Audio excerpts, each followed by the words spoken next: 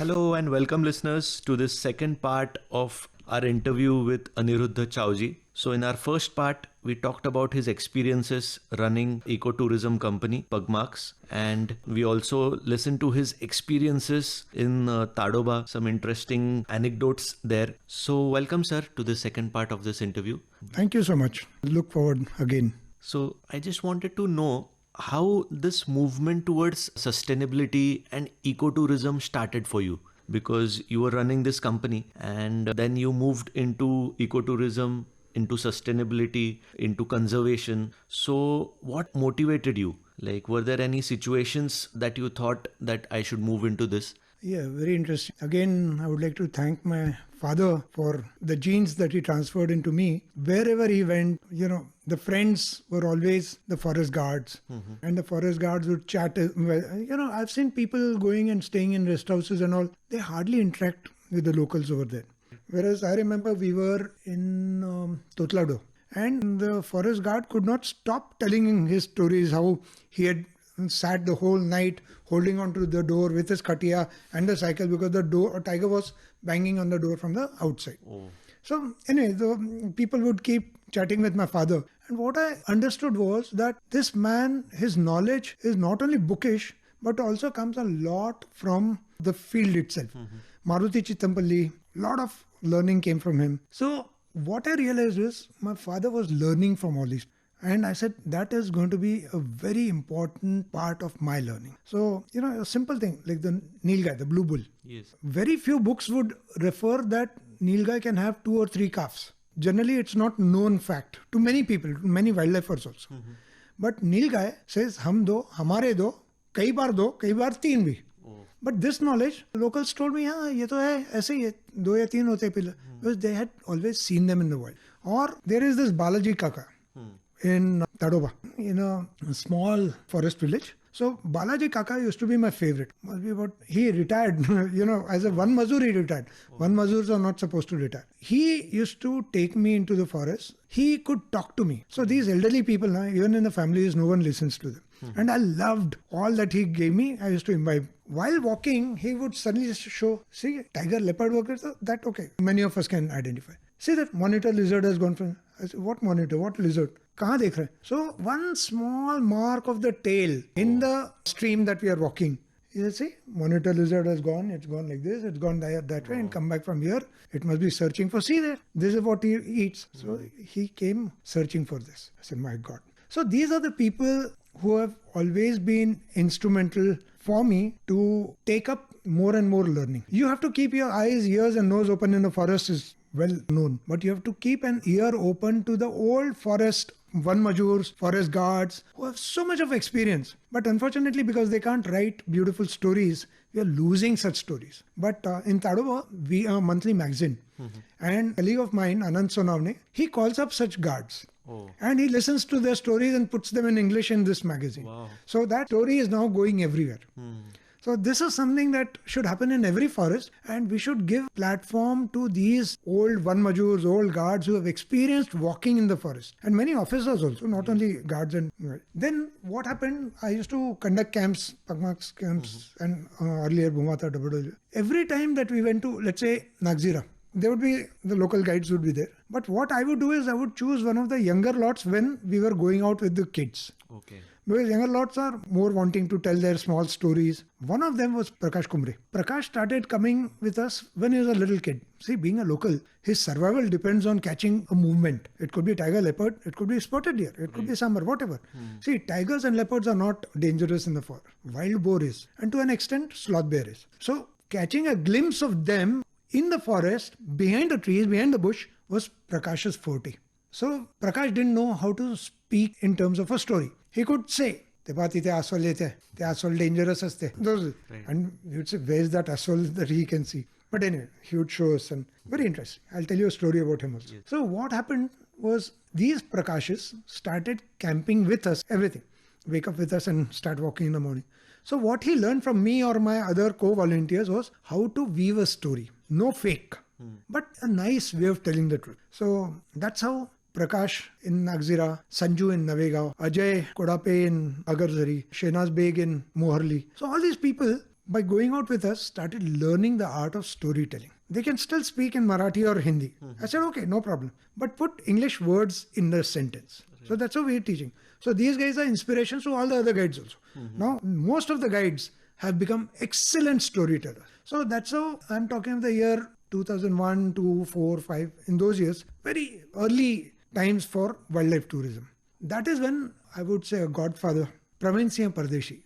He was the principal secretary, Forests, Government of Maharashtra. Okay. And somehow we came in touch. And it was, I think, 2011 or 12. Praveen ji transformed the conservation in Maharashtra by involving the locals. When he suggested to the department as a principal secretary for us that let us start a movement. Praveen sir, what he said, let us give benefit of tourism to the local community. They said, how? He said, let us give one particular gate. They said, no, but all gates we are already doing tourism. He said, okay, we'll give buffer area, which is outside the core area. They said, sir, buffer area mein kya hai, sir? Nothing is there in the buffer. Why will tourists come to the buffer? So I said, are you sure they won't come to the buffer? They said, no, sir. Nahi. So is it okay if I give one buffer to the local community? That is how Agarzari zone of Tadoba Andhari Tiger Reserve became the first buffer to be given to the community. Community had to replicate the example inside over here, but on their own. Of course, the forest guard would be there to guide them in between. But the forest guard will never sit at the gate. So the community had to put up a table. So in those years, 2013-14, they had to wave to the vehicles, ki yahan pe bhi safari hai, why don't you come and do a safari here? You can see animals here. They said, nahi, ye buffer hai, kuch nahi, faltu hai. And they would all go to the core.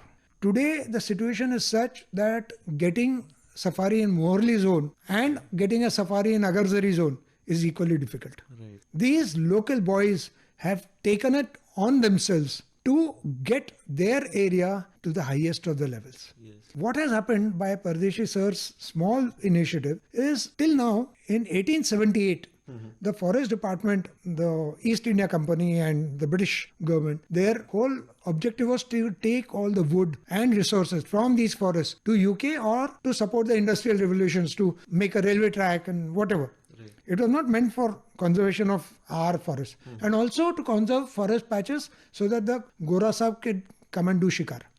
So that's how reserve forests are formed. So people who lived in the villages next to the forest have always questioned. They don't have lights, they don't have water, they don't have good roads, they don't have medical facilities, they don't have schools, they don't have jobs. But they are told, Tiger bachao, jungle bachao. It's a very good slogan. But what difference does it make to the local communities? Nothing, absolutely. So Pardeshi sir said, let the communities start benefiting from tourism. Even today, I'll say we are still in the early days of tourism. But for these locals who were kept out of their forests, today they say, ye hamara jungle hai. Aap hamare jungle mein tourism karne aiye. So that is the big change.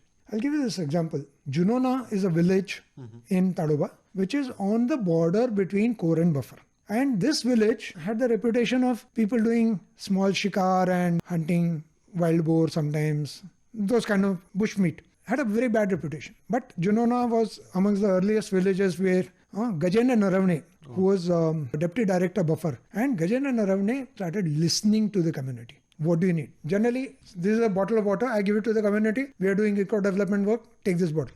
He said, what do I do with your bottle? But Gajendra Naravne, for the first time, started asking the community, what do you need? And started doing the eco-development works for the community. So small filters, every home in Tadoba got those filters. Okay. Small initiatives. But this ecotourism was the biggest game changer. It started giving people money. And today, the aspiration, if a Adivasi boy from the village comes into Chandrapur or Nagpur, sees people riding on a motorcycle, car, has a fridge, has a TV at home, he says, even I can aspire for that. But to buy that, he would have to cut a tree or he would have to sell an animal killed over there. Right. In all of the forests. Today, tourism has given him the economic power to meet his aspirations. What happened at Junona that day? When I was in Junona village, I said, sir, ek problem hai. So, kya hua? They said, we had caught hold of 10 shikaris. Basically, they put nets in the jungle and they catch jungle birds. A lot of these spur fowls and grey jungle fowls are caught in that. So he said, we had caught those 10 people with their mal matta, everything. And we called up the forest guard and forest vehicle which comes to check this. But they took time in coming. And that day, 3 of these guys escaped. So my request to you is, why don't you tell the forest officers that if we make a call for such a thing, you should immediately send the vehicle. Today, as forest department, we don't want fires in the jungle. We don't want tree felling in the jungle. We don't want illegal activities like sand mining in the jungle. As department, it's very difficult because we are understaffed. How much best we try, it's difficult. Today, we have these people from so many villages who are benefiting from tourism. Unka jungle. They are the stakeholders. So they are ensuring that their own villagers will not go into the forest and set it on fire. It's a big change. And tourism is a big game changer. So today, the biggest beneficiary is conservation. As I said, 2012 ke baad, we haven't had a poaching incident. Of course, the forest department has done great work. We've created grasslands and water bodies inside. Number of herbivores have increased. But killing of the herbivores has reduced drastically. Because all these people today are stakeholders in the success of Tadoba. I think this is the biggest message that Tadoba communicates to others. Wow. So, sir, as you said, like it is difficult to involve people from all different sections of the society towards a common goal. How are you able to convince people that your ideas and plan will help them and not just nature? Because what happens is when it comes to preserving natural environment, a lot of times it's the people there that suffer. They are skeptical towards such organizations. So how was that trust built initially? Very interesting. See, if I told someone that by not cutting a tree or not doing this or not doing that, ozone layer will benefit. He said, ठीक है मैं नहीं करूंगा दूसरा करेगा ही ना तो इसलिए मैं भी करता हूँ. Conservation anywhere on this planet will happen if there is something which is at stake. I'll give you a simple example. Murari Bapu, saintly, WTI is an organization which works with the locals, and they were working on the largest fish in the world, the whale shark. But what was realized was that whale shark was being captured in the nets accidentally or purposely, and it was being killed many times for very small parts, and rest of the whale shark would be only turned into oil and all those things. It was pathetic. I mean, we were losing whale sharks by the dozens. So someone went and approached Murari Bapu.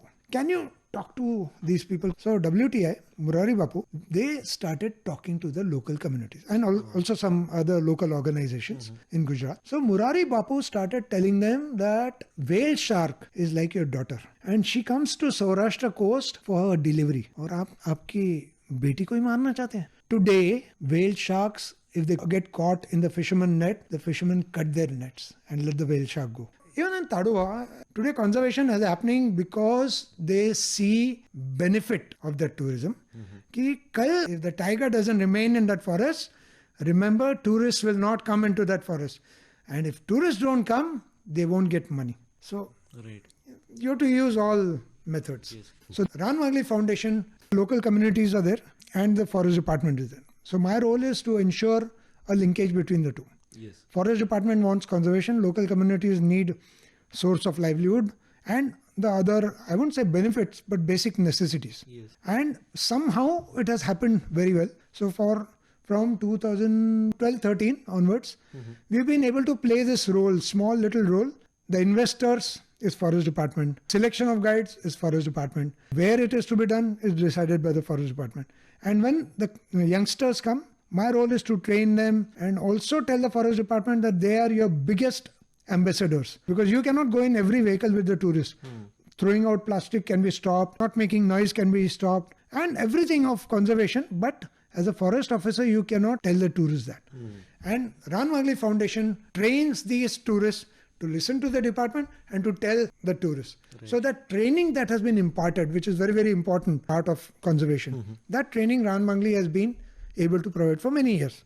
And we not only train the guides, women are taught a sewing machine use, something that can generate livelihood over there. We don't do too much of computer education because maybe the next step we might do would be something to do with the computer education. Right. But something that is able to generate livelihood, better farming, better selling of the farm produce is something that I love to do a lot. Right. So Ran Magli does sustainable farming. I don't say 100% without pesticide. If my neighbor has used pesticide, sometimes when all those insects come into my farm, I have to. But that's after I've done all the other measures. Right. Even through water. Water conservation is something that I keep showing to everyone. So the government of Maharashtra came out with a scheme for farm pond. I immediately took it up. And then all the people who came to my farm were shown, see, do this you not only guarantee water for yourself, but also for everyone downstream. And plus your borewell will get water even if it doesn't rain in the month of June, you will be able to take paddy. Sir, I recently read a book, Puma Years, based on volunteers in the Amazon. So the protagonist, being affected by her experience, changes a lot of things in her life. For example, leaving ice creams, as these put a lot of pressure on the ecosystem. So what changes did you go through as a person because of your experience in Tadoba? And also, I know you like to call yourself a nomad. So who is this nomad in Anirudh Chaoji, and what is his personality? Okay, I'll answer the first part first. Yes. What we did is we didn't want to make saints. That's not possible. But a small change in everybody's life is possible. So that's why we worked only with schools. Simple things. I service my vehicle regularly. I do it because by servicing, I am getting a better average. So when I tell the school children, let's say you have a scooter, which gives an average of about 45. If you don't service, the average goes down to 30. So tell your father, do a PUC after servicing, because from 30 kilometers per liter, instead you get an average of 45, which means every liter of petrol that you fill, you're getting 15 kilometers free. Understand this. And then you service the vehicle. So again, monetizing it. Simple things. So when the kids become police at home, they are amazing. So I don't do it. It's a small difference I can make. But if I can talk to school children and tell them, if your dad is shaving with the tap on, mom is brushing with the tap on, why don't you go and put off the tap? Mom gets angry. Then teach her. You're wasting water. If others also follow what you're doing, can make a big difference. That has to be a principle. Lata Shrikhande, Tara Warrior, who fought on garbage, or today Amita Deshpande, who's working with Tadoba on managing the plastic waste. There's so many examples. But people say, yeah, akele kar rahi hai. It's not that. She is, you can say, enforce, or she's motivating. Talking about nomad, all of us need to be nomads. All of us need to be travelers. And nomad, I don't only mean travelers as in going to Singapore, if you are, let's say, even in Tadoba, you should next time not go to Moharli. Why don't you try the other 20 gates of Tadoba and experience Tadoba differently? Meet new people, new locals, and learn from them. So being a nomad means someone who can imbibe and experience from the locals. As a tourist, you would, the person in the hotel who carries your bags, waiter who gives you food, or gatekeeper, you can scream and shout at him. Of course, that poor man he's lowly placed in the hierarchy of jobs. You can't say anything. But then you just tell a auto wala, Dada, yaar, gaadi achhi chalate ho aap. What did it cost you? So a nomad is a nomad for life, and who treats other human beings like him and learns from them. And somewhere my life, I try to see if others can be motivated to live that same life. So, sir, your book, Wild by Nature, has fascinating stories about your interactions with wildlife. So, is there one particular anecdote from the book that you can share with us? And also, how the book came into being, just a story behind it. Yeah, it's a very interesting story because there's no one story. There are 200 stories in that. So, it started again with the guides, because we used to train the guides. And many a times after training of the guides, you go your way, they go their way. And there's no interaction after that. But today, since all the guides, most of the guides, they have smartphones through which you can keep in touch with them. Every Friday for the last 6 years, I've been sending one short story, one nature bite, to all the guides in Marathi, guides of Maharashtra, and to others, my friends, in English. So if you see a small plant, Shatavari, you could see Gloriosa superba, Glory Lily. That book tells you a short story about it. Glory Lily, the locals use it for something called as Karalavi. So if your cow or buffalo is not able to deliver a calf, you just prick the tuber, and that little chemical that comes out, you touch it on the tongue of that cow or buffalo. The locals believe that immediately the calf would be delivered. Karalavi, as it's said in Marathi. So these are again things that I've learned from the locals itself. But to the guide, it is a story that he can tell the people when he is still not seeing the tiger. Hurry, look at that flower. That is Karalavi. Or in Western Maharashtra, there is a plant called Datpadi. So Datpadi, the story is that, people went camping, they didn't have a stake. So somebody broke a Datpadi stick and they stirred the rice. And next morning, all their teeth had come out. Well, that's exaggeration, but there's localized swelling that takes place. So what these locals do, they use this dat padi, they, kuto it, and, the rasa of the juice that comes out, they apply it on a sukkad bombil cow. I mean, they used to in those days when selling cows and buffaloes was legal. And they would apply it on the cow or buffalo, whatever they wanted to sell off, run to the market, sell a healthy cow, and run away from the market, because after a few hours it would become thin again. So localized swelling used to happen with this rameta, dat padi.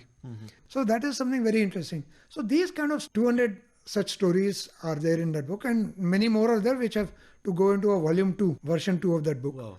Looking forward to it, sir. Yeah. Sir, it is such a pleasure to listen to you.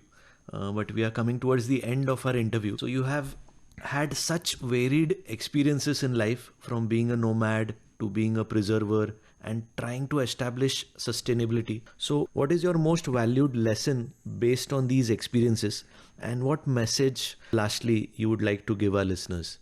Yeah, something very, very important, and I would thank Gaurav sir and NR Praveen of Tadoba.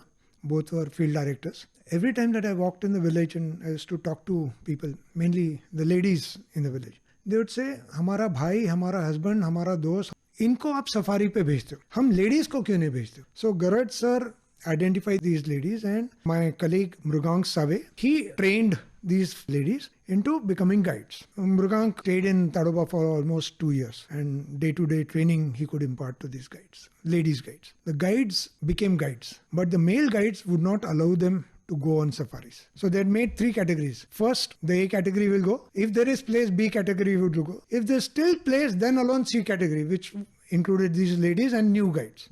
They're not allowing them to go. So when I told NR Praveen that we have ladies guides, but they're not getting an opportunity, October, when the tourism started, NR Praveen ensured that all the lady guides came into rotation compulsorily, and they started guiding. And remember, people who do not have an opportunity make an extra effort to do best, because they know they are standing on very weak grounds. So they have to be at their best all the time. Shehnaz, Kajal and all those girls, I salute them, because they made the best use of that. And today, seeing their experience, Tadoba is employing more and more guides, giving more and more ladies an opportunity to be guides. Another thing which happened was, there is this guide called Vakil. So he said, sir, ek nainsafi ho rahi hai. I said, boliye, what's happening? He said, I talk to the tourists, from the time they enter the gate till the time they come out of the gate. I'm showing them trees, I'm showing them plants. They're very happy. They come out very happy. Some of them also tip me well. But at the end of the safari, I get 350 rupees. And XYZ, any guide who puts khara in his mouth or sleeps on the safari also gets 350. Yeah, naya insafi. So I said, very true. Again, I told Praveen sir, we need to change this. And I thank Praveen sir, who is the present CCF territorial in Pune. Amazing gentleman. He immediately said, let us have a gradation examination. So we started grading the guides. But within no time, they started getting the higher wages. So instead of 350, it went to 400, 450, 500. Good 3-star guides will get 500 rupees, 2-star will get 450, 1-star will get, which also meant that 1-star guides can in the next examination study more and go to 2-star or even 3-star. So what I'm trying to tell you is, this is not for charity. Let's agree on that. It has to be a very systematic model of professionalism. I'm not saying commercialism, where you identify good talent and you give him the remuneration for good talent. And that is what Tadoba has done very well. So today, guides are happy because even the core guides are getting the higher this thing. Now we've gone to 650. The best guides are getting 650. Whereas many other parks in Maharashtra itself are getting 350. So the time has come for the entire state to have such examinations and grade them, so that even the tourists, if we may call them customers, get the value for their money. And 1-star guide sees that I have to progress to become a 3-star guide. That, I think, empowerment of women, giving them an equal opportunity and giving the tourists or the travelers or customers, whatever we call them, a great experience in the forest. I think these two would be very important. And let's hope that this model is replicated in other forest areas as well. Sir, listening to you, your experiences has been an adventure in itself. Thank you so much for giving us your time. Thank you so much. Thank you so much for having me here. It's been a pleasure indeed. And if what we spoke can inspire a few people somewhere, I think that's more than enough. Yes, definitely, sir. Yes. Thank you so much. Thank you. Thank you. So listeners, that was the life of a true nomad that you just experienced. Anirudh's love for the jungle, for its wildlife and its people is evident in the hard work he has put into for their welfare. A life of excitement and adventure, yet a life that is dedicated to nature and its well-being.